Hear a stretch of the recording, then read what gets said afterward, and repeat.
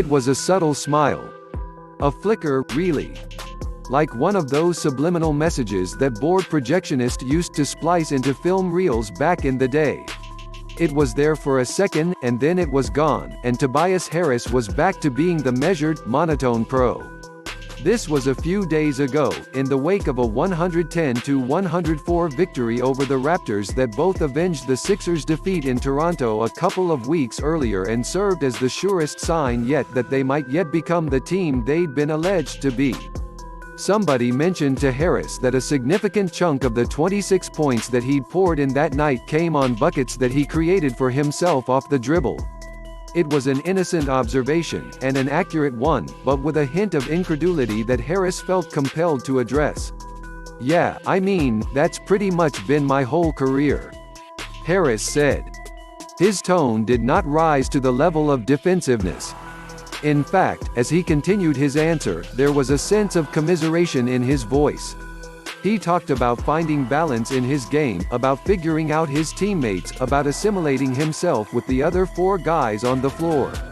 Truth be told, he seemed to be saying, "I haven't been the player who I think I am, and whatever you think you've seen in my first 63 games as a member of the Sixers, just wait.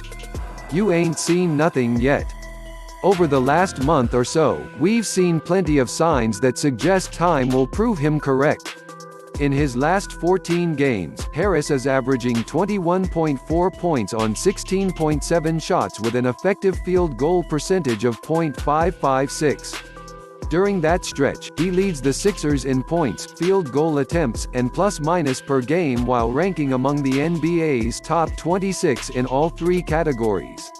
More important than the numbers are the situations in which Harris has begun to assert himself. Take the win over the Raptors on Sunday. With Joel Embiid still struggling to solve his Marc Gasol problem, the Sixers needed somebody on the perimeter to pick up some of the scoring slack.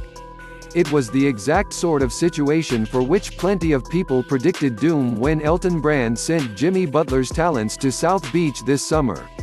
After all, it was Butler who shouldered the crunch-time scoring load throughout the Sixers' 7-game loss to Toronto in the Eastern Conference semifinals and, barring the addition of a jump shot to Ben Simmons' game, it was difficult to envision who in the Sixers' offense would fill the void.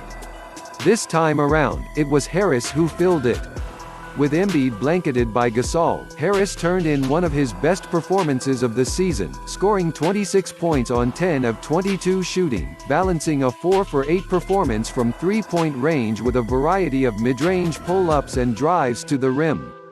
"I definitely knew they were going to come at Joe and come at Ben, so I knew there were going to be opportunities there for me," Harris said. "You just have to take advantage of it." Those words serve as an instructive window into Harris's psyche. And if all goes according to plan, and the Sixers' current collection of immensely talented but maddeningly ill-fitting parts coalesces into a championship-caliber team, there's a chance we look back and see that Harris was the guy who made it all work. Last year, the presence of Butler required him to take a more off-the-ball role, which he did without complaint. While his numbers suffered, he adapted his game to what was best for the team, rather than forcing the team to adapt to him. This year, Harris is no longer a fish swimming against the flow. With each game, he looks increasingly comfortable in his role.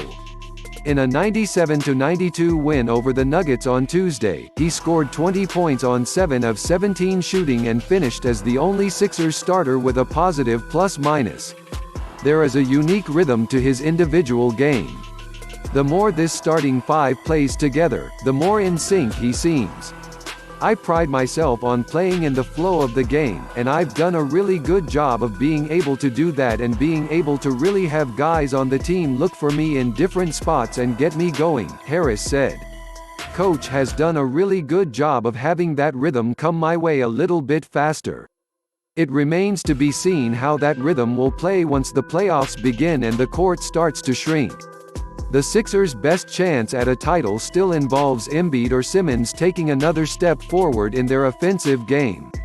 That being said, Harris's recent performance is one of the more encouraging developments of this first quarter of a season. Perhaps we haven't yet seen his fully actualized self. Harris clearly believes that we will.